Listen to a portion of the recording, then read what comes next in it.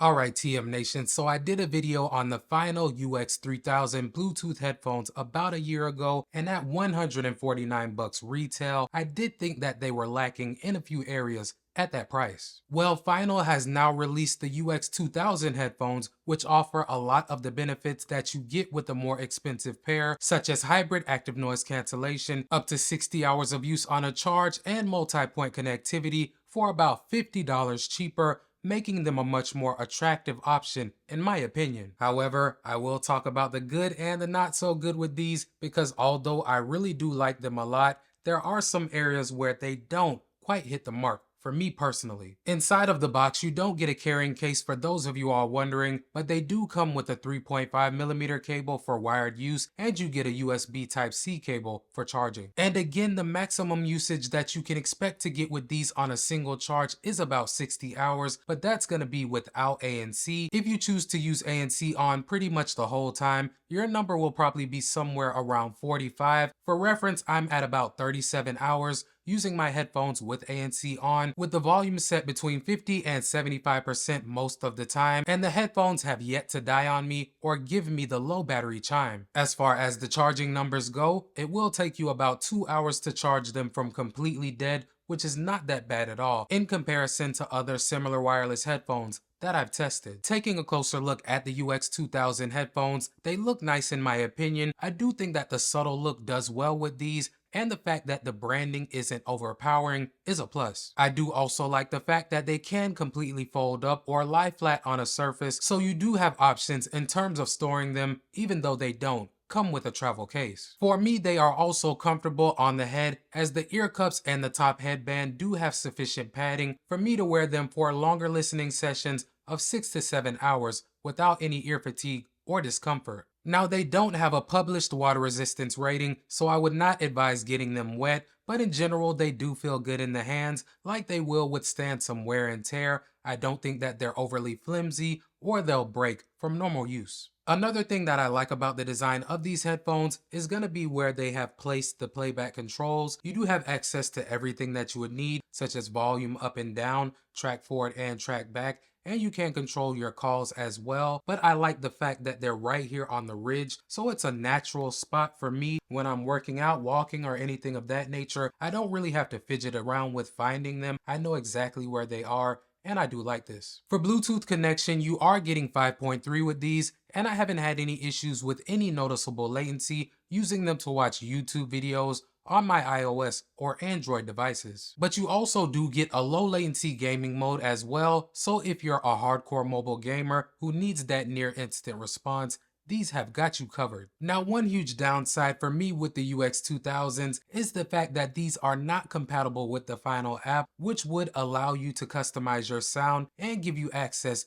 to other advanced features. In 2024, having a companion app is pretty much a no-brainer, especially with brands such as Soundcore, SoundPeats, One More, and Earfun providing a fully functional app experience for $20 to $30 cheaper. For voice calls, the UX2000s have a total of 4 built-in mics aimed at focusing on your speech while rejecting some of your ambient noise. I did take samples for you guys just so that you can judge the quality for yourselves. Let's check them out. Alright guys, so right now I have the headphones paired to my iPhone 15 Pro, and as you can see, the audio that you're hearing is coming directly from the microphones on them. Right now the room is relatively quiet, but in just a moment I am going to do my background noise test. Give me a second.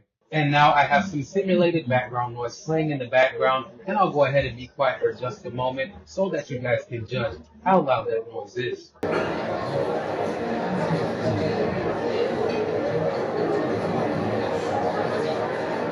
And I'll go ahead and start talking again. So this part of the test is aimed at seeing how well the microphones on these headphones can focus on my speech while rejecting some of that ambient noise.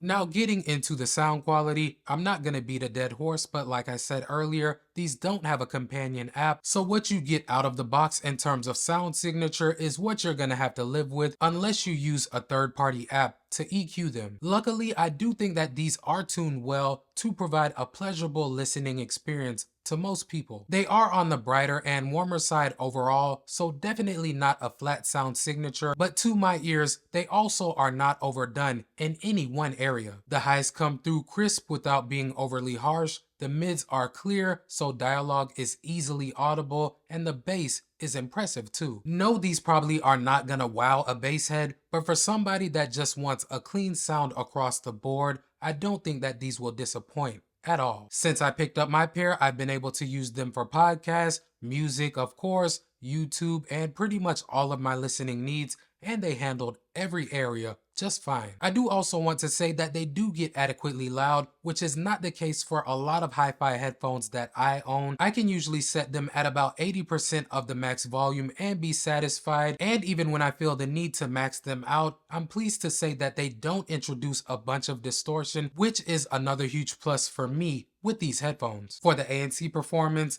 I will say that these are a nice mid-tier pair of cans that will reduce a lot of those low buzzing tones and cut down on lower levels of talking. When I did my outside testing with them, I could hear the neighborhood kids playing, and I could also still hear the landscapers mowing the lawns, but they were able to reduce a lot of those sounds to levels where I was able to enjoy what I was listening to without being distracted. Now, another downside that I must mention with these headphones is that they don't feature a transparency mode whatsoever. So if that's a feature that you're looking for, you usually get that at this price point, but these don't have it. So taking everything into consideration, fam, the sound quality is the saving grace for me with these headphones, because out of the box, I feel like the sound signature that I get with them is almost exactly how I would EQ them if I had the ability to. Besides that, the battery life is good, the call quality is good, I do like the design, you're getting multi-point connectivity and a low latency mode as well, so I would say that they are solid for what they offer,